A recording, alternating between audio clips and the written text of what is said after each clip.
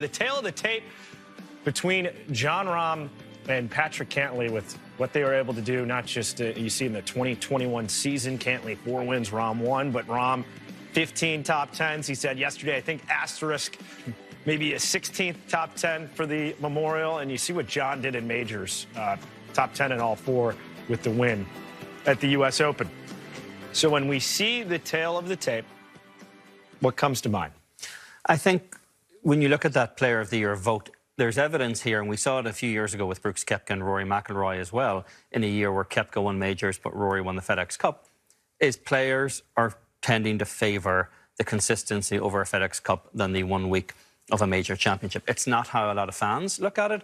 It's not ultimately how the history books probably judge it, but there's a clear favourite in this race. I don't understand why people were so bent out of shape thinking that this was a close race. Jon Rahm had 1 trophy on his mantelpiece and Patrick Cantlay had 4. To me, that's not even a contest for a Player of the Year vote, but the fact that Cantlay did not have a major championship seemed to get people pretty pent up over that vote.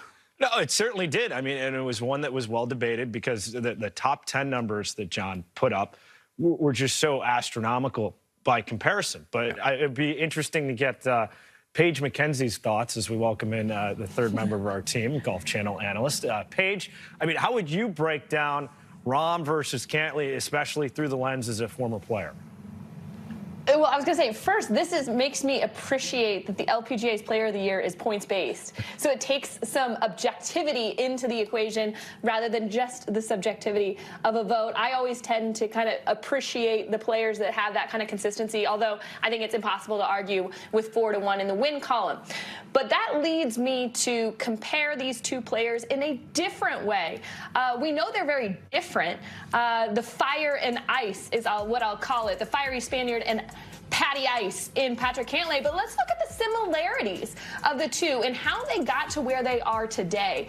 Both players were former #1 in the world amateur golf ranking. Patrick Cantlay had the record at 55 weeks cumulatively, and then Jon Rahm took it over at 60 weeks. Both Ben Hogan and Jack Nicklaus Award winners as, again, capstones to their amateur and collegiate careers. Both were low amateur in the U.S. Open on different years, and then both played some PGA Tour events as amateur, tied for 9th for Patrick Cantlay. He also had a 60 at the Travelers as an amateur when he played PGA Tour event. Jon Rahm's best finish was Waste Management in 5th place.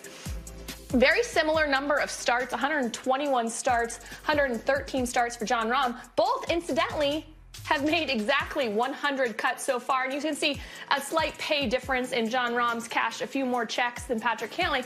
The reason I bring this up is because we've so vividly followed Jon Rahm through his amateur career and into professional golf, and it was seamless. It was a very different story for Patrick Cantlay. He was out for nearly 3 years due to injury. There was a lot of fits and starts throughout the early part of his professional career, and he's now arrived to what I would consider is what most people would have expected him to do, given the accolades that he had as an amateur. So I think even though they're two very different characters on the golf course, it's amazing to see how many similarities in the fact that they both have 6 tour wins, and even though Patrick Cantlay's season in professional golf started sooner, they both had their first season in 2017, so mirrored each other in a lot of ways up until this point. Paige, if you look at the resume of Patrick Cantlay, I'd say his performance in majors would be what's lacking and kind of what we would be looking for going forward. With Jon Rahm, he's won the U.S. Open. He's currently world #1. What would you say the next step is for his evolution? For Jon Rahm's evolution, I think he pointed out exactly. #1's not something to take for granted. He's got to continue to work because there's a lot of chasers coming after him. Patrick Cantlay, there's one thing that I've learned throughout, and that's listening to him in interviews. Incredibly thoughtful person. I know he's self-evaluated what he's done well and what he needs to work on. So I have no doubt that we'll continue to see the two of these players into 2022, hopefully in the same way that we saw them last season.